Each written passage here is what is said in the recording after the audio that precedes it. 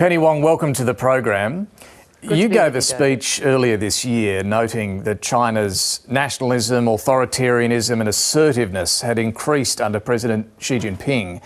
How would you describe the relationship right now and who do you think is responsible for the nature of it? Well, let's go to the first point. I mean, the relationship is obviously in a very difficult and challenging place. Going forward, I think we should assume that a more assertive, at times more aggressive China is here to stay. We will continue to see the sorts of behaviours we've discussed. I would make the point, this hasn't happened overnight, David. I mean, President Xi has been in power since 2013. We have seen, the world has seen, China become much more assertive, at times much more aggressive in prosecuting its interests.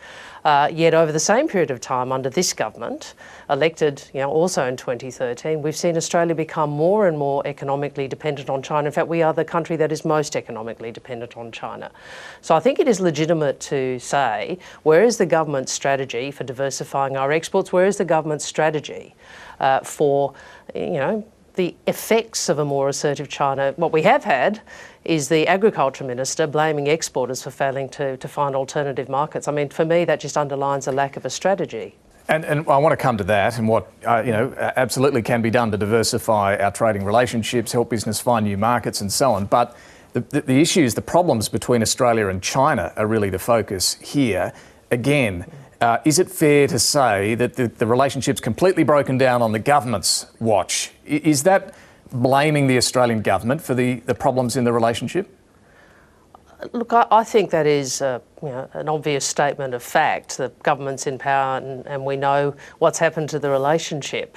But I think that in many ways the more important point is what is the strategy? And Anthony and the Labor Party have been talking at length in recent time particularly, but for some time about what is the strategy to deal with the effects of a much more assertive, at times aggressive China? What is the strategy in terms of our economic diversification? And what is the strategy in terms of working with others in the region, allied nations, aligned nations, for the rules of the road, not only on defence, which is important, but on trade and on diplomacy.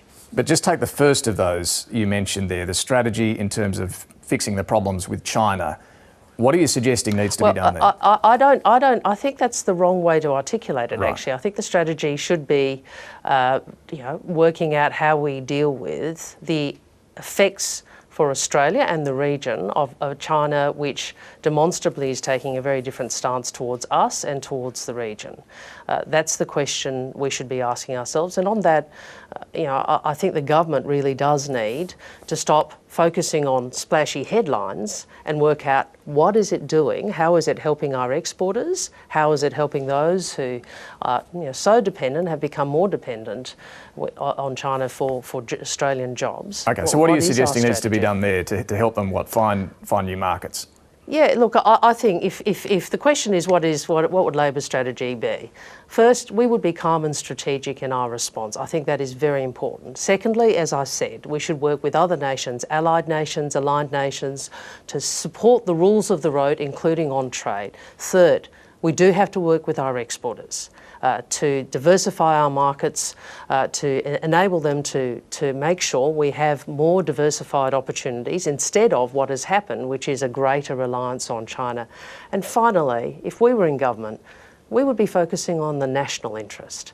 I fear under this government there is altogether much too focus on announcements, underlined or exemplified by the revelation on Friday that Senator Payne came on your program and announced the coronavirus inquiry because she, quote, wanted an announcement. I mean, I think that really diminishes her in the eyes of the international community, and she should come on this program and explain that.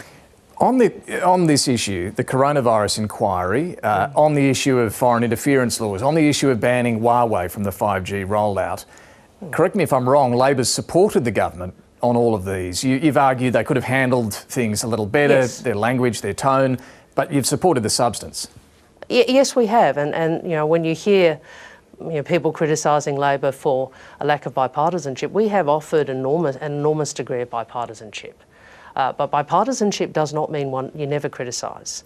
And bipartisanship doesn't just mean you do whatever Scott Morrison says. What it does mean is you look to the national interest. And I am saying that I think this government has a reflex towards announcements and seeking the splashy headlines rather than focusing on both how the tone of a response and whether a response is actually in the national interest. So what does that mean then in relation to this tweet, right? With the hindsight of a week, do you think the Prime Minister handled it appropriately?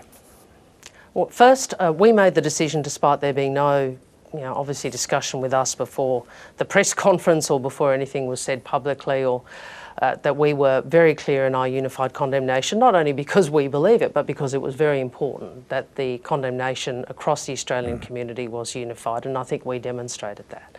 On whether it should have been the Prime Minister, I heard your commentary in the introduction. I'd make this point. In diplomacy, you always have to think carefully about how you calibrate your response. It is a big call to go directly, escalate directly to the national leader.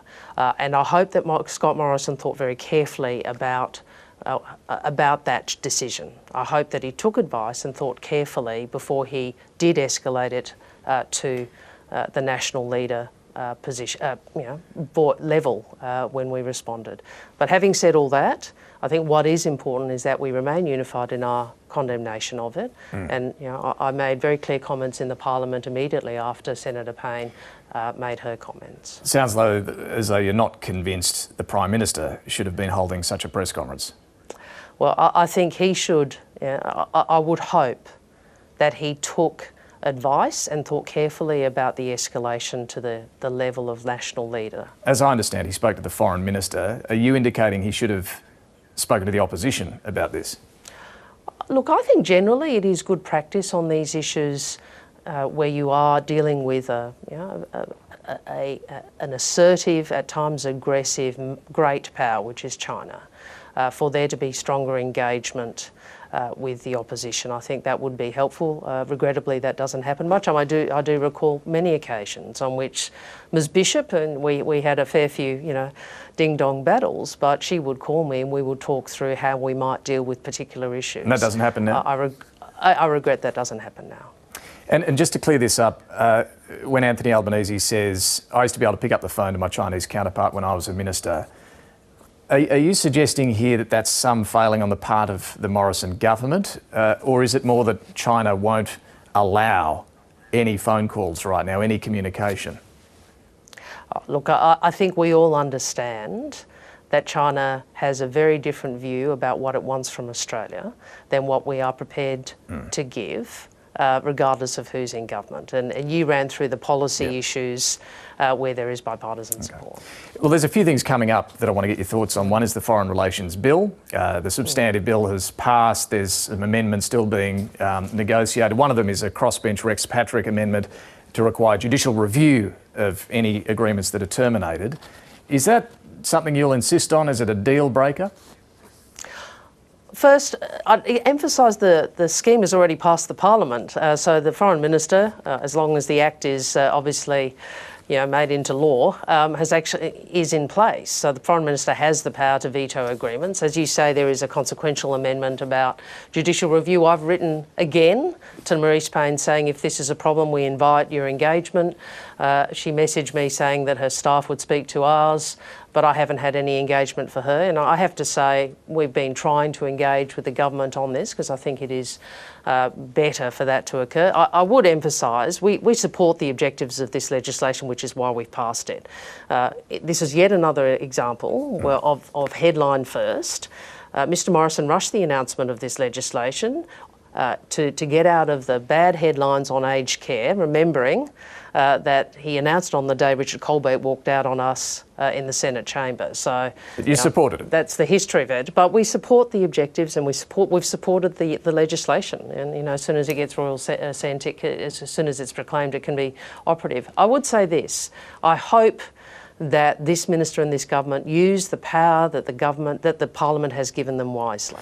Well, just on that, I hope they do so calmly and strategically, because on the BRI, which you mentioned earlier, where there is a difference of views between the federal government, between federal government and federal opposition and the state government. Instead of sitting down calmly with the Premier, What Scott Morrison has chosen to do is run a political argument through the media. I do not think that is a responsible way in which to manage this. Well, you've mentioned this word calmly a few times here already.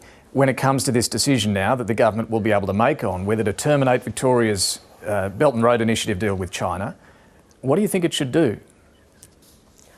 I think it should try and resolve this in a way that respects engagement with the state government and that recognises that China will observe how this is handled carefully. Does that mean terminate the deal or not? We have said we would not sign up to the BRI. We have made clear our position on that. Our position is different from that of the Victorian Labor government. But that's different to actively terminating the deal. Well, leaving that aside, what I would say, they have the power. They should exercise it wisely because they should recognise that this should be handled sensibly and calmly, and it has not been to date. I don't think it's been good to have the Prime Minister and others engaging in a public argument about this. Okay, sensitively and calmly, does that mean terminate the deal or not? I appreciate you're not the Minister, but it's going to be a delicate question, right? Yes, it is. I think Anthony Albanese has made clear we will not and would not sign up to the deal. I think that now that the Minister has the power, it's time for sensible discussions with the Victorian government. A couple of other things in relation to upcoming decisions on China. Should Australia boycott the Winter Olympics in China in 2022? Look, I've seen concerns about that. Look, I do. Our view has been that, and I think it's the government's view too, that it does provide an opportunity for there to be a focus on China and I think a legitimate focus on questions of human rights. I mean, China talked about importance of human rights this week in the tweet. Equally, I assume that they will therefore recognise the right of other nations and other communities to raise the issue of human rights in the context of the Olympics. What does that mean? Still go to the Olympics but be free to talk about the Uyghurs and so on? Well, precisely. I mean, I think, obviously, the government may want to talk to us down the track about this, but I think that the Olympics, rather than boycotting, should be used as an opportunity to highlight, our concerns about a range of issues, including human rights. Finally, on the issue of returning travellers, there's still thousands, more than 36,000 Australians overseas trying to get home. Can I take you to the Halton Review of Quarantine Arrangements? Recommendation 6 says the Australian Government should consider the establishment of a national facility for quarantine to be used for emergency situations.